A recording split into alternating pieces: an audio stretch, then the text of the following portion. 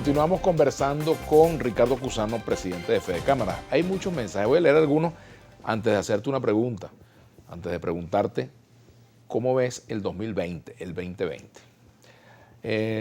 Por aquí dice, por ejemplo, Ramón Ramos, el líder. ¿Qué opinión le merece a usted que el gobierno nacional quiera ser productor, transformador y comercializador de bienes y servicios en Venezuela? Ajá. ¿Cuáles son los mayores retos que tiene un empresario en la coyuntura actual que vive el país? ¿Qué se debe hacer para sobrevivir a la crisis? Otro comentario. Por favor, dígale al individuo que está entrevistando que empiece por reconocer que el presidente es el señor Maduro, a quien él no nombra como presidente. ¿O será que reconoce a Guaidó como presidente? Te dicen por aquí. ¿Cuál es el mayor reto que tienen las empresas hoy en día para sobrevivir de la crisis? Bueno, te preguntaría esto, ¿no? En principio, el tema del reconocimiento a Maduro, a Guaidó, que te dicen por aquí. A ver, Vladimir, hay realidades, pero esas realidades, lo triste es que no nos están dando las condiciones para que lo que nosotros representamos, que es la empresa privada, la inversión, la generación de empleo y de bienes y servicios, pueda operar de manera sana y orgánica en beneficio de todo un país. Ahí hablaban de qué hacer porque cuáles son los retos con los cuales se enfrenta la empresa privada. La empresa privada se enfrenta a retos estructurales de crisis de servicios. Se enfrenta quizás al obstáculo más grande, que es la pérdida del talento humano. La diáspora hizo que, la diáspora generó grandes vacíos en capacidades técnicas, profesionales, mano de obra calificada y trabajadores. Hoy yo te invito a que busques un carpintero, un tornero. Es extremadamente complicado. Entonces tienes el talento humano, la crisis de los servicios públicos, la falta de crédito, la poca posibilidad de acceso al crédito que tiene la producción, el consumo, y nos enfrentamos también a un gran problema, que es la capacidad de consumo del salario, sea en bolívares, sea en divisas, que está recibiendo divisas. ¿Por qué?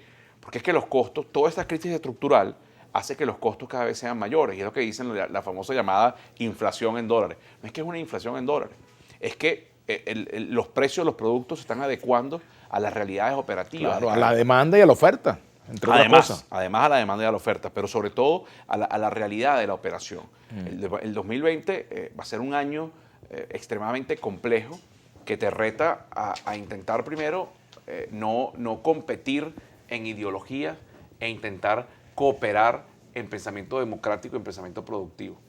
El 2020 es un año que no va a admitir, Vladimir, ningún tipo de individualismos, ningún tipo de sesgos políticos, porque es que nos podemos conseguir de continuar esta dinámica de crecimiento de la actividad privada y esta nueva realidad, tímida, no tímida, pero que se ve en las calles, en unas ciudades más que otras, también hay que reconocer. Pudiésemos estar en el año de la consolidación de la anarquía, de la pérdida de la república, de los valores republicanos, del territorio. Lo que está ocurriendo en el estado Zulia es una cosa terrible, lo que vive el zuliano, así como lo que vive el estado Bolívar o el Táchira o Trujillo.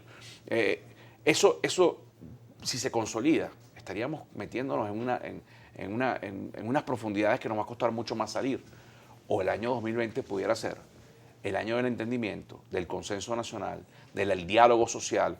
Para Fede Cámaras, el 2020 ya es la puesta en marcha de la sentencia o de la decisión de la OIT que promueve y exige al Estado que se siente a construir diálogo social con empresarios y trabajadores. Nosotros aspiramos a que eso se dé con mentoría y con tutoría de la OIT, porque además hay desconfianza entre los actores y necesitamos que un tercero venga a ayudarnos en esa agenda. Fede Cámaras apoya este proyecto de ley que está, veremos, en stand-by, para que se apruebe un crédito de la Corporación Andina de Fomento, con miras a reflotar de alguna manera el sector eléctrico en los estados donde la situación es crítica.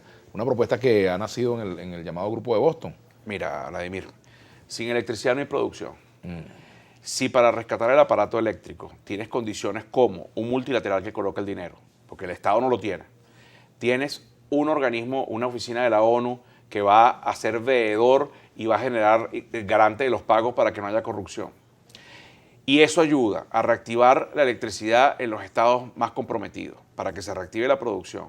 Pero además, y es importante leerse ese proyecto, al final eso no vuelve a las manos de quienes destruyeron el aparato de la producción eléctrica.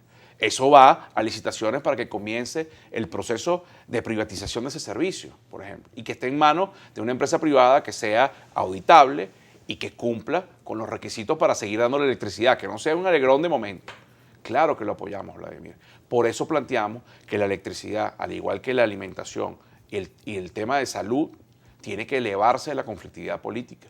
No podemos seguir en mezquindades por aspiraciones de poder o en mezquindades por diferencias ideológicas, haciéndole padecer a la ciudadanía más calamidades en una crisis de calidad de vida que la está viviendo y soportando, ¿no? Pero, por ejemplo, eliminar las sanciones al país, a la economía, y proyectos de ley como este que se propone y que pudiera ser otorgado por la CAF previa aprobación de la Asamblea Nacional, ¿le darían oxígeno al gobierno de Maduro? Yo no sé si le daría yo no sé qué gobierno le daría oxígeno. Lo que sí sé es que le daría muchas mejoras en la calidad de vida del venezolano. Y ahí es donde nosotros como institución nos abocamos. Estos últimos 6 meses hemos tenido giras internacionales a 7 países a reunirnos con nuestros pares, con las fedecámaras de otros países, para construir posibilidades de inversión. Todos coinciden en que proyectos donde estén involucrados organismos multilaterales, la empresa privada internacional, no para desplazar a la venezolana, sino para tener alianzas estratégicas con ella, vendría y regresaría a Venezuela. ¿Cómo no promover ese tipo de cosas si es en beneficio de todo un país?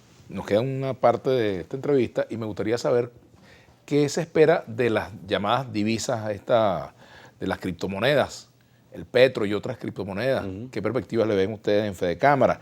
Y excelente su comentario, dice felicidad total con respecto a lo que tú has dicho. El problema es que al gobierno no le interesa que el empresario crezca. La idea del gobierno es que uno dependa de ellos, como el CLAP, el Pernil, etcétera. Comentario que también vamos a analizar en la parte siguiente del programa. Ya venimos con Ricardo Cusano, presidente de Fedecámaras. Fedecámaras a la 1.